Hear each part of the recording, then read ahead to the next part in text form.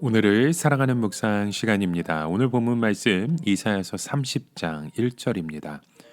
여호와께서 가라사대 화 있을진저 패역한 자식들이여 그들이 계교를 베푸나 나로 말미암아 하지 아니하며 맹약을 맺으나 나의 신으로 말미암아 하지 아니하였음이로다.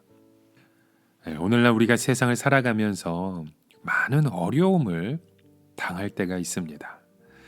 그때 우리는 누구에게 도움을 청해야 할까요? 어떤 사람이 아무도 예수 믿지 않는 가정에서 혼자 신앙생활을 가지게 되었습니다. 너무 독실하게 예수를 믿는 바람에 가족들의 그 핍박 속에 모든 관계가 다 끊어져 버렸어요. 그 혼자 잘 살면 상관이 없는데 그의 생활이, 그의 형편이 너무나 어려워져서 정말 생계조차 꾸려나갈 수 없게 되었다면, 그런데 반면에 믿지 않는 가족들은 떵떵거리며 부유하게 산다고 하면, 여러분 이때 그 사람의 마음속에 무슨 생각이 들겠습니까?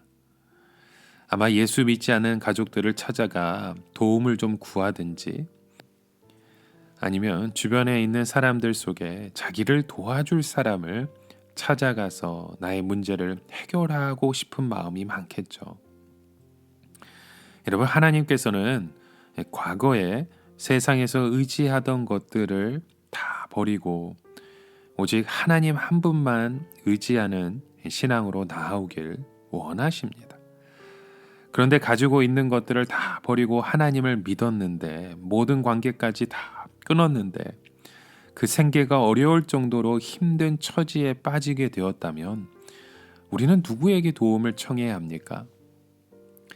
자, 오늘 본문 말씀 속에 보면 유다 왕국이 아수르로부터 스스로를 지키기 위해 애굽에 사신을 보낸 것을 하나님께서 책망하시는 모습을 보게 됩니다. 그때 유다의 형편을 보면 그들이 내린 결정이 어쩔 수 없다는 것을 우리는 알게 되잖아요.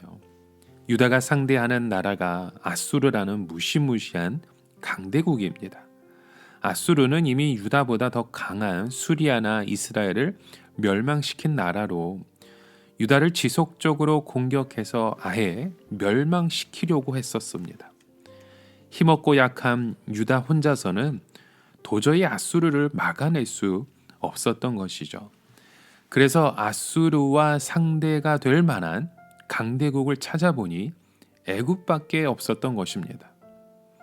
그래서 유다는 애굽과의 군사 동맹을 맺어서 이 위기를 극복해 보자는 결정을 내렸고 애굽에 사신을 보내 이 조약을 체결하였던 것입니다. 그런데 하나님께서는 이런 유다를 책망하시죠. 그 이유가 무엇입니까? 하나님께서는 유다 백성들이 스스로의 힘으로 아수르를 막아낼 수 없다고 판단한 것이나 주위 나라의 도움을 받을 수 있다고 생각한 것 자체가 나쁘다고 말씀하지는 않았습니다. 하나님은 얼마든지 주변 나라들을 사용하셔서 유다나 이스라엘을 도우실 수 있는 분이잖아요. 또한 전혀 생각지도 못했던 세력을 동원해서 백성들을 도우실 수도 있습니다. 하나님께서 유다를 책망하시는 것은 유다가 아직까지도 이 문제를 전혀 신앙의 눈으로 보지 못하고 있다는 점입니다. 하나님께서 유다를 패역한 자식들이라 라고 부르고 있지 않습니까?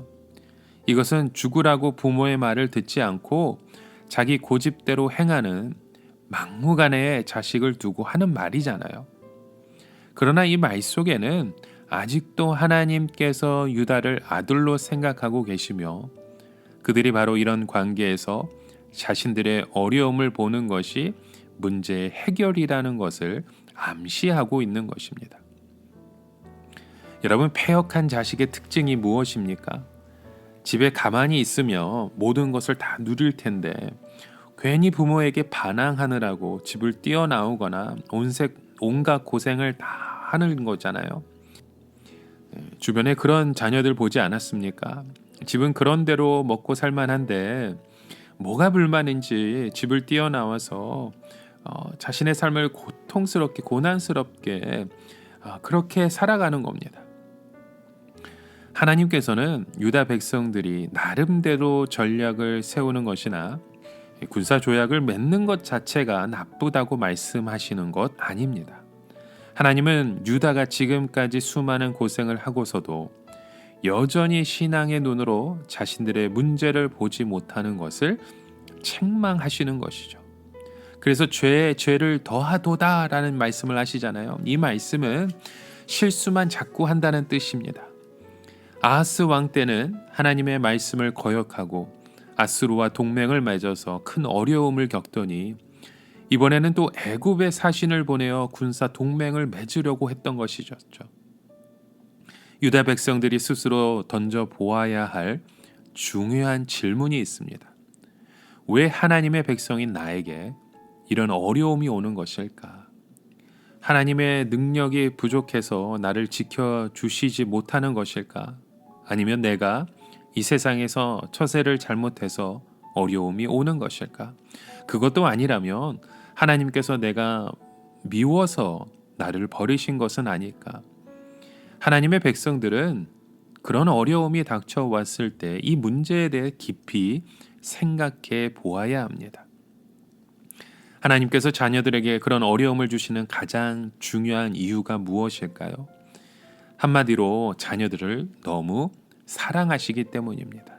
사실 이것은 이해하기가 어렵죠.